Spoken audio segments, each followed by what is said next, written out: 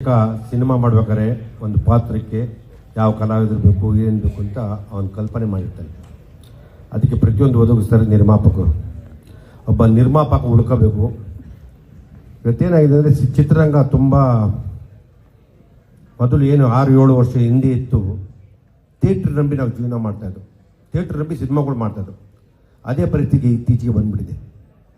ನಮಗೆ ಈ ಪ್ರೇಕ್ಷಕ ಬಂಧುಗಳು ಕೈ ಹಿಡಿಬೇಕು. ರುದ್ರಗಡಪಣ ತುಂಬ ಚೆನ್ನಾಗಿದೆ.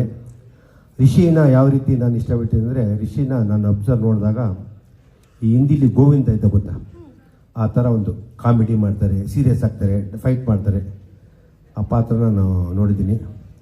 ಇವತ್ತು ಲಕ್ಕಿ ಆ್ಯಂಡ್ ಅಂತ ಹೇಳಕ್ಕೆ ಇಷ್ಟಪಡ್ತೀನಿ. ನಮ್ಮ ಡಾಲಿ ಅವರು ರಿಲೀಸ್ ಮಾಡಿಕೊಟ್ಟಿದ್ದಾರೆ. ದೊಡ್ಡ ಹಿಟ್ಟಾಗಲಿ, ಒಳ್ಳೇದಾಗಲಿ, ಚಿತ್ರರಂಗಕ್ಕೆ ಒಳ್ಳೇದಾಗಲಿ.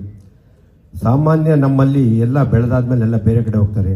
ದಯವಿಟ್ಟು ಬೇಡ, ಎಲ್ಲ ಇಲ್ಲೇ ಇರಿ ಅಂತ ಹೇಳಕ್ಕೆ ಇಷ್ಟಪಡ್ತೀನಿ. ಯಾಕೆಂದರೆ ಇವತ್ತು ಏನು ಈ ಸಂಚಿತ್ ಸಿಂಗರು ಎಲ್ಲ ಇಲ್ಲಿಂದ ಬೆಳೆಸೋರು ತೊಗೊಂಡೋಗಿ ಹಿಂದಿಗೆ ಮಾರ್ಕೊಂಬಿಟ್ಟವ್ರೆ. ಅವ್ನು ಕನ್ನಡ ಸಿನಿಮಾ ಕೇಳಿದ್ರೆ 2.5 ಲಕ್ಷ ಕೇಳ್ತಾರೆ.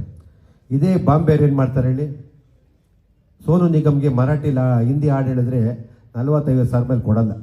ಯಾಕೆಂದರೆ ಅವರೇನೋ ಜಾಸ್ತಿ ಓಡಿಸ್ಬಿಡ್ತಾರೆ. ನಮ್ಮಲ್ಲಿ ಹಂಗಲ್ಲ, ಇವ್ರು ಇಲ್ಲಿ ಮಾಡ್ತಾರೆ, ಇಲ್ಲೆಲ್ಲ ಕಷ್ಟ ಬಿದ್ದು ಗೆಲ್ಲಿಸ್ತಾರೆ. ಅದೇ ಕನ್ನಡ ಸಿನಿಮಾಗೆ ಅವ್ರು ತಿರುಗಿ 2 ಲಕ್ಷ ಹೇಳ್ತಾರೆ, ಹಾಡಾಡಲ್ಲ. ಈ ಥರ ಪರಿಸ್ಥಿತಿ ನಮ್ಮ ಚಿತ್ರರಂಗದಲ್ಲಿ ಇಲ್ಲಿ ಬೆಳೆದೋದರು ಬೇರೆ ಥರ ಇರ್ತಾರೆ.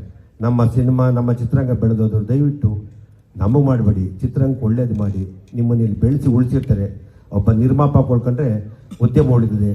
ನಮ್ಮ ಚಿತ್ರರಂಗ ಇವತ್ತೇನು ಬೇರೆ ಭಾಷೆಗಳಿದೆ, ಇವತ್ತು ಯಾರಿಗೂ ಕಾಂಪಿಟೇಷನ್ ನಮ್ಮ ಸಿನಿಮಾ ಬೆಳೀತಾರೆ, ಚಿತ್ರರಂಗ ಬೆಳೆದಿದೆ. ನಿಜವಾಗ್ಲೂ ಒಂದು ಕಾಲದಲ್ಲಿ ಕನ್ನಡ ಚಿತ್ರರಂಗನ ಏನು ಅಂದ್ಕೊಳ್ತಿದ್ರು, ಇವತ್ತು ಇಡೀ ಭಾರತೀಯ ಚಿತ್ರರಂಗ ತಿರುಗಿ ನೋಡ್ತದೆ ನಮ್ಮ ಚಿತ್ರರಂಗನ. ನಿಜವಾಗ್ಲೂ ಖುಷಿ ಬಿಡಬೇಕು. ನಾವೆಲ್ಲ ನಮ್ಮದು ಅಂತ ಯೋಚನೆ ಮಾಡಬೇಕು, ನಂದು ಅಂತ ಯೋಚನೆ ಮಾಡಬಾರ್ದು. ಚಿತ್ರರಂಗ ತುಂಬ ಒಳ್ಳೇದಾಗಲಿ. All the best. 24 ಬರ್ತಾ ಇದೆ, ಎಲ್ಲರಿಗೂ ಒಳ್ಳೇದಾಗಲಿ ಅಂತ ಹೇಳಿ ಇಷ್ಟಪಡ್ತೀನಿ. Thank you Manju sir, thank you so much.